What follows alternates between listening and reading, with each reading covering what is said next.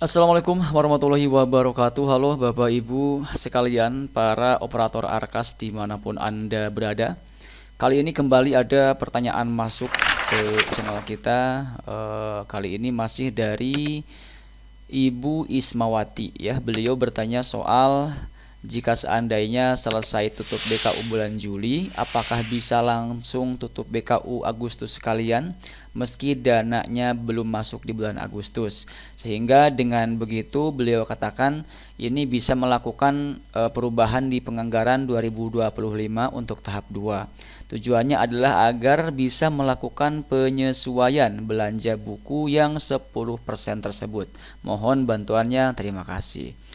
Baik, sebelum kita menjawab secara lengkap pertanyaan dari Ibu Ismawati kali ini, silahkan untuk Bapak Ibu sekalian yang mungkin saat ini belum berlangganan di channel saya, silakan klik tombol subscribe terlebih dahulu agar nanti tidak ketinggalan update terbaru di channel Imran Prasetya.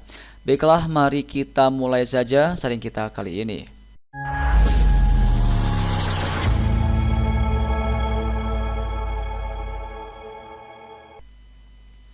Nah, untuk langkah pertama, seperti biasa kita buka dulu aplikasi Arkasnya, di mana kita menggunakan versi terbaru yaitu 4.2.9. Nah, sekarang kita akan masuk dulu ke penata usahaan. Tadi pertanyaannya adalah bisa atau tidak menutup BKU Agustus jika seandainya yang Juli sudah ditutup agar bisa melakukan perubahan anggaran. Nah, untuk pertanyaan ini jawabannya tidak bisa ya Ibu Ismawati. Kenapa? Karena untuk bisa menutup BKU bulan Agustus, ini kita diharuskan terlebih dahulu melakukan perubahan anggaran. Jadi di sini dengan kata lain kita bisa melakukan perubahan anggaran. Yang terpenting Julinya itu sudah ditutup.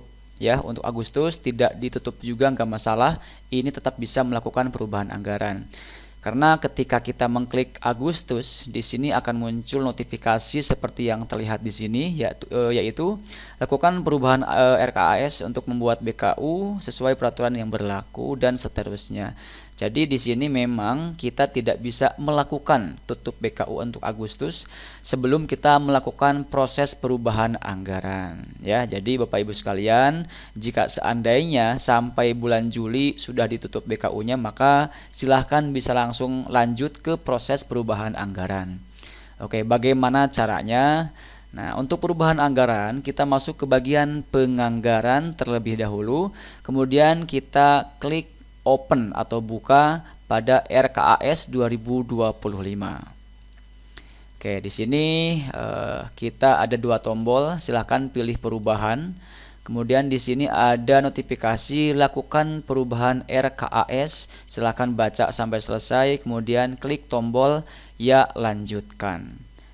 Oke, nah sampai sini Bapak Ibu sekalian silahkan langsung klik perbarui data kegiatan. Ini biasanya cepat dan tidaknya tentu tergantung dari koneksi internet yang kita gunakan saat ini. Kalau misalkan koneksinya cepat, tentu untuk proses perbarui data ini juga akan berlangsung cepat. Ataupun sebaliknya, jika seandainya koneksinya sedang tidak baik atau lambat, maka tentu untuk proses perbarui data kegiatan ini juga akan lambat atau cukup lama kita menunggunya ya. Nah, jadi sambil menunggu kita akan coba jelaskan untuk proses perubahan kali ini, yang mana di sini perlu Bapak Ibu sekalian ketahui bahwa yang namanya perubahan itu maksimal 1 kali dalam 1 periode ajaran. Jadi di sini setelah kita melakukan perubahan sekarang, maka kedepannya tidak bisa melakukan perubahan lagi seperti itu. Dan kemudian ada poin penting juga yang perlu Bapak Ibu sekalian simak dan juga perhatikan baik-baik, yaitu di saat Bapak Ibu sekalian ingin melakukan proses perubahan, maka usahakan data rencana anggaran yang sudah ada itu di print dulu, baik itu bisa berupa PDF atau mungkin di print ke kertas seperti itu ya. Tujuannya apa? Tujuannya supaya nanti di saat kita melakukan perubahan khususnya untuk buku yang 10%, di mana pada proses pergeseran sebelumnya kita pun dituntut untuk melakukan perubahan untuk buku yang 10%. Jadi jika seandainya sebelumnya ini kalian sudah melakukan pergeseran dengan menambahkan buku sebesar 10%, maka ini akan mempermudah Bapak Ibu sekalian kalau misalkan mencetaknya di kertas supaya nanti ketika menginputkan ulang pada proses perubahan ini tidak lupa atau tidak bingung. Ya, seperti itu. Baik. Jadi di sini disarankan silakan cetak dulu bulan yang memang di sana terdapat rencana pembelian buku yang sudah Bapak Ibu sekalian input saat melakukan proses pergeseran anggaran. Oke ya. Nah, di sini sebagai contoh kita menyimpan untuk pembelian bukunya itu di bulan Agustus. Ya, di sini bisa Bapak Ibu sekalian lihat ya, ketika saya scroll ke bawah ini ada cukup banyak buku yang rencananya kita beli di Siplah ya, ada sekitar Rp925.000 kalau tidak salah untuk total anggaran pembelian buku karena diharuskan minimal 10%. Ya, jadi di sini 10% ini minimal. Kalau misalkan kurang saja misalkan Rp10.000, tentu ketika kita mengajukan pengesahan akan langsung ditolak oleh tim dari pengecekan di pusat ya. Oke, sekarang kita akan mulai masuk ke perubahan buku ya teman-teman sekalian, Bapak Ibu sekalian, karena di sini berdasarkan informasi yang kita dapatkan dalam proses perubahan kali ini kita harus merubah pembelian buku, yaitu dari rekening belanja yang tadinya itu pemeliharaan kita harus ubah menjadi buku modal apa sih? Sebentar, saya lupa ya, kita coba tambah kegiatan dulu. Jadi harus dialihkan ke buku apa ya? Bentar. Ke belanja modal buku umum. Ya, jadi informasi terbaru yang kita dapatkan adalah dalam proses perubahan anggaran kali ini, yang mana sebelumnya di proses pergeseran anggaran itu jenis rekening belanjanya adalah rekening belanja pemeliharaan.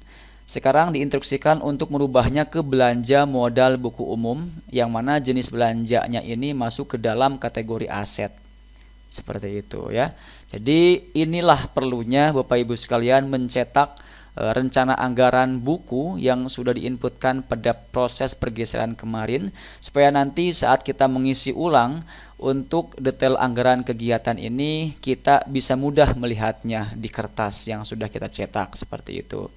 Oke, di sini sebagai contoh untuk yang pertama, sebentar, kita akan merubah untuk rekening belanjanya buku Aku Sayang Teman ya. Kita akan klik di bagian titik 3 aksi ini, pilih edit detail penganggaran. Nah, di sini ya bisa kita kopas ya teman-teman. Kita copy dulu, Ctrl C. Nah, kita akan ubah dulu dari segi kegiatannya. Ini pilih buku, standar, sarana dan prasarana. Kemudian untuk jenis rekening belanjanya di sini kita pilihnya itu belanja modal buku umum. Kalau misalkan lupa bisa ketikkan saja di kolom pencarian ini buku dan nanti muncul di sini belanja modal buku umum. Ya, di sini silakan Bapak Ibu sekalian lihat untuk jenis belanjanya masuk dalam kategori aset, yang mana sebelumnya itu di tempat kita adalah operasional, sekarang masuknya ke dalam kategori aset. Ya, kita pilih di sini. Nah, kemudian silakan Bapak Ibu sekalian ketikkan di sini judul dari buku yang ingin dibeli. Di sini kita ketikkan tadi Aku Sayang Teman. Nah, ini dia ya, Aku Sayang Teman. Harganya itu untuk buku Aku Sayang Teman ini, sebentar kita coba cek di kertas yang sudah kita print. Aku Sayang Teman ini satu eksemplarnya seharga Rp40.000. Nah, di sini ada batas atas Rp40.000. Oke. Nah, kemudian di sini kita rencananya akan dibelanjakan di bulan apa? Di bulan Agustus. Ya. Di bulan Agustus ini kita pilih satu. Nah, ini eksemplar. Ya, jadi untuk buku ini satuannya adalah eksemplar, kemudian perbarui. Oke, nah kita sudah berhasil memperbarui data untuk pembelian buku yang awalnya itu rekening belanja pemeliharaan.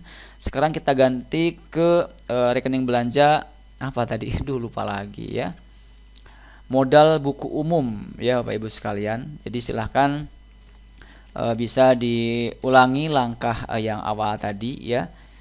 Ulangi sampai semua buku yang kita rencanakan selesai di input ya. Belanja modal buku umum, ini rekening belanjanya harus dialihkan ke sini. Silakan ulangi langkah ini sampai semua buku terinput, baru setelah itu bisa ajukan pengesahan. Dan insya Allah kalau misalkan semuanya sudah diubah ke belanja modal buku umum, maka 99% akan disahkan oleh pusat, seperti itu ya. Baik, mungkin itu yang bisa kita sampaikan dalam sharing kita kali ini. Semoga ada manfaatnya, dan silahkan kalau misalkan ada yang ingin ditanyakan terkait pembahasan kita kali ini, silahkan bisa bertanya pada kolom komentar yang tersedia di video ini. Terima kasih. Jangan lupa like, share, dan subscribe channel ini supaya tidak ketinggalan update terbaru di channel Imran Prasetya. Wassalamualaikum warahmatullahi wabarakatuh.